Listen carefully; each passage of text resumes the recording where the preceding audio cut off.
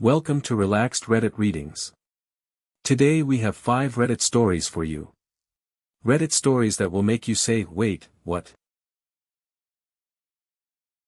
Story 1. My sister cheated, then demanded I pay for her side piece at my wedding. So my sister cheated on her husband, blew up her whole marriage, and then had the audacity to expect me to pay for her new boyfriend to come to my wedding. Let me back up. Me and my fiancé are getting married in October, engaged since last June. My sister was originally coming with her husband, they lived together, everything was normal. Then last November, everything blew up because she had an affair with his best friend. Yeah. His best friend. Once that came out, her marriage was completely done, and I want to be clear, I was there for her through all of it. I helped her move, I helped her financially, I let her cry on my couch more nights than I can count. I did not judge her for the affair out loud, even though privately I had a lot of thoughts. Fast forward to now, wedding planning is in full swing, and she casually mentions that she's bringing her new boyfriend. And I was like, okay, sure, that's fine, people bring dates. But then she says he's going to be her +1 instead of her ex-husband obviously, which, fine, that tracks.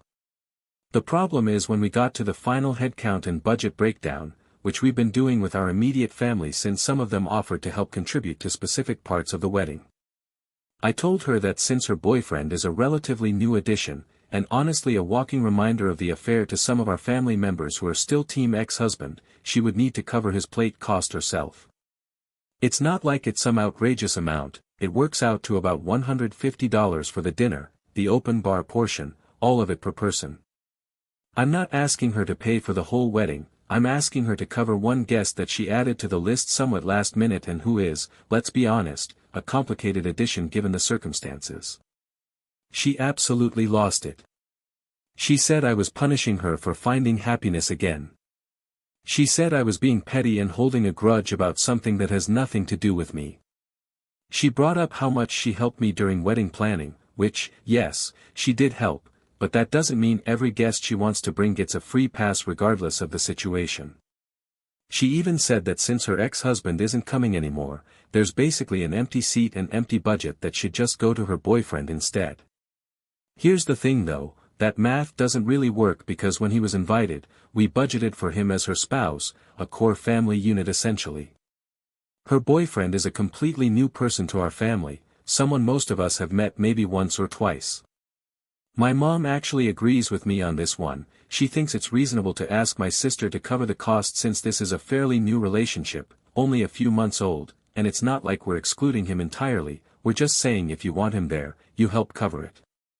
My sister is now saying she might not even come to the wedding if her boyfriend isn't fully included the same way her ex-husband would have been. Which honestly just adds insult to injury after everything that happened with the affair and the fallout. Some of our family members have quietly told me they don't even want him there at all given how everything went down with her marriage, so honestly I think I'm being pretty generous just asking her to pay for him rather than telling her he can't come. My fiancé thinks I'm being too easy on her honestly, he thinks she shouldn't even get a +1 this soon after the whole situation. But I wanted to find some kind of middle ground since she is my sister and I do want her there. So, am I the jerk for telling my sister she needs to pay for her boyfriend to come to my wedding? If you're enjoying these stories, hit that like button and let me know in the comments which story you relate to the most. Story 2. I'm 6 months pregnant and just had surgery, but he made me go get dinner. So I'm 6 months pregnant, just had surgery days ago, and my fiancé still made me be the one to go pick up dinner. Let me explain because I promise this is as ridiculous as it sounds. Last Monday, both me and his mother had surgery on the same day. Mine is pregnancy related, I'm 6 months along and it's considered high risk, so this wasn't some minor thing. It genuinely hurts for me to walk very far, bend over, or pick up our 1-year-old daughter right now. His mom had a totally different procedure but she's also still healing, still in recovery mode. Fast forward to Saturday, so we're less than a week out from both surgeries. We ordered dinner from a local place for the family, and when it's time to actually go pick up the food, my fiancé announces that he's not going to go get it. Just straight up says he's not going. I asked him why, thinking maybe he was feeling sick or something was wrong, and he basically shrugs and says he just doesn't feel like driving right now, he's comfortable, he's tired. So who does that leave to go get the food? Me. 6 months pregnant, high-risk pregnancy, days removed from my own surgery, invisible pain when I move around too much. His mother, who also had surgery days ago, obviously isn't going either, she's resting on the couch. So it's either me, or nobody eats. I was stunned. I said something like, "Are you serious right now? I literally had surgery," and he goes, "Well, I did the pickup last time, it's your turn." Like this was some kind of scheduled chore rotation and not a situation where 2 of the 3 adults in the house just had medical procedures. I reminded him that I am currently the one who is pregnant and recovering, and he kind of waved it off like I was being dramatic, said it's just a quick 5-minute drive, it's not like I asked you to run a marathon. So I ended up going. I got up, I winced the entire way to the car, I picked up the food while trying not to bend over too much because it genuinely hurt, and I came home and just sat there kind of in shock the whole dinner. Didn't really say much. He noticed I was quiet and asked what was wrong, and I told him honestly, I felt like garbage that he made the pregnant, post-op woman drive to get dinner while he sat on the couch. He got defensive immediately, said I was being overly sensitive, said it was just food pickup, not exactly heavy lifting, and that I was making it into a bigger deal than it needed to be. He even brought up that his mother didn't complain about anything, as if her not complaining about her own situation somehow makes his behavior toward me okay.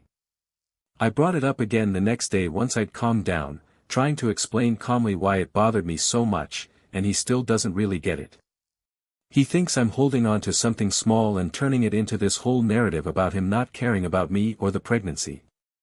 But to me it's not really about the 5-minute drive itself, it's about the fact that between the 2 of us, I am clearly the one who should not have been driving anywhere that night, and he just didn't think about that, or didn't care enough to think about it. Our daughter is 1, so it's not like he could say he was watching her either, she was already napping. There was genuinely no reason he couldn't have gone except that he simply didn't want to get up. So am I overreacting here, or was it pretty messed up that he made his 6 months pregnant, post-surgery fiancé go pick up food while he just sat there? Story 3.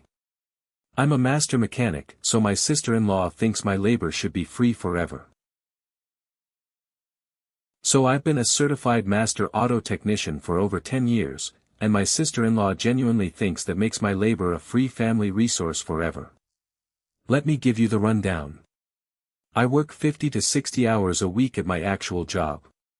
My time off is precious to me, I'm not a car guy who tinkers on weekends for fun, and I'm definitely not running some kind of side hustle out of my garage. That said, every now and then my mother-in-law or my sister-in-law will need something done on their vehicle, and I usually step up and handle it because, you know, family. For my mother-in-law, here's how it works. I find quality parts for the best price I can, I install everything for free, and all she pays for is the parts themselves, no labor charge. Totally reasonable, she's never once complained, she's always grateful, brings me a 6-pack or something as a thank you. Great arrangement, no issues there at all. My sister-in-law is a completely different story. She calls me up a few weeks ago saying her car is making a weird noise and it needs to get looked at. I take a look when I have a free Saturday, and it turns out she needs a decent amount of work done, brakes, some suspension components, nothing crazy but definitely not a 5-minute job either. This is going to eat up basically my entire day off. So I tell her, look, I'll do the same deal I do for your mom, you cover the cost of parts, and I'll do the labor for you. Except this time I also mention that given the scope of the job, I'd appreciate something for my time too, not even close to what a shop would charge her, just something reasonable to acknowledge that I'm giving up my entire Saturday.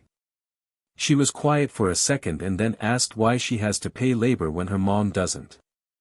I explained, fairly calmly I thought, that her mom's requests are usually quick things, an oil change, a battery swap, nothing that eats an entire day.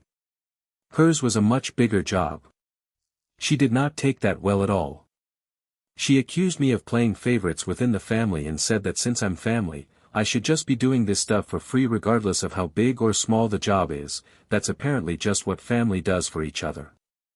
I pushed back and said that my time has value, and just because I have a specific skill set doesn't mean I owe unlimited free labor to every family member whenever they need it. I have a full-time demanding job already, and spending my one day off doing another 8 hours of the same kind of work isn't really a break, it's just working a second unpaid job. She went and complained to my wife about it, saying I was being cheap and money hungry, using family for free labor as leverage or something. I don't even fully understand the logic. My wife actually took my side on this one, which I was relieved about, but there's definitely been some tension in the family group chat since then. My mother-in-law hasn't said anything, but I get the sense she thinks I should have just done it for free like I always do for her. Here's the thing, I don't mind helping family. I've never once refused to help when someone needed their car looked at. But there's a difference between a quick favor and someone expecting a professional's full day of skilled labor for nothing, over and over again, without any acknowledgement that this is literally my profession and my time is worth something. So, am I the jerk for asking my sister-in-law to pay me something for a full day of automotive labor instead of doing it completely for free like I do for her mom? Story 4. I overpaid by accident in Secret Santa and got a hostile message about it. So I accidentally went a few dollars over budget on a Secret Santa gift because of taxes, and you'd think I committed a felony based on the message I got. Every year my family does a holiday gift exchange through this online site, and we all agree on a $60 budget limit ahead of time. This year I picked my father's wife's name. I found a gift for her that came out to about $45 at retail price, which is well under the limit. But once you add in tax and shipping at checkout, the total that actually got charged to my card came out to right around $60 even. Here's where the confusion started. I genuinely thought the $60 cap meant the total amount coming out of my pocket, tax and shipping included, not just the base sticker price of the item before any of that gets added. That seemed like the more logical interpretation to me, since the actual cost to me was $60, not $45. I want to be clear, I have no problem following the rules of the exchange. I follow group agreements all the time without complaint. I just genuinely misunderstood which number we were supposed to be capping. So the gift arrives, everyone opens their stuff during our family gathering, and my father's wife seems happy with it in the moment, no issues at all. But a couple days later I get this message from her, and it is not friendly. She's accusing me of intentionally going over budget to show off or make other people's gifts look cheap in comparison. She said it was disrespectful to everyone else who stuck to the actual guidelines, and that I clearly didn't care about being fair to the rest of the family. I was honestly blindsided because there was zero intention behind this other than a simple misunderstanding about whether tax and shipping counted toward the $60 limit. I responded explaining exactly what I explained to you, that I thought the total charge was supposed to be the cap, and I apologized if it came across wrong, but I also said I didn't appreciate being accused of trying to show off or embarrass anyone, because that could not be further from the truth. She did not let it go. She sent back an even longer message saying I was making excuses, that everyone else managed to stay under budget just fine, and that this wasn't the first time I've quote-unquote bent the rules to make myself look generous in front of the family. Which, first of all, is not true, and second of all, felt like a pretty low blow considering this was a genuine $3 to $5 overage caused by taxes, not some grand scheme. I showed the messages to my wife and to a couple of my siblings, and they all agreed the reaction was way out of proportion for what basically amounts to a rounding error caused by online checkout fees.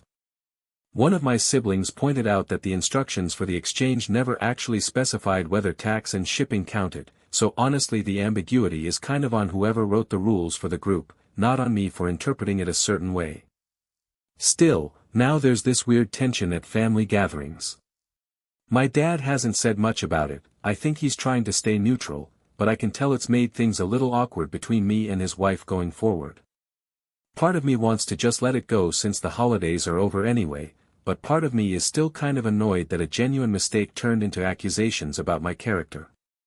So, am I in the wrong here for accidentally going over the Secret Santa budget because of taxes, or was her reaction completely blown out of proportion?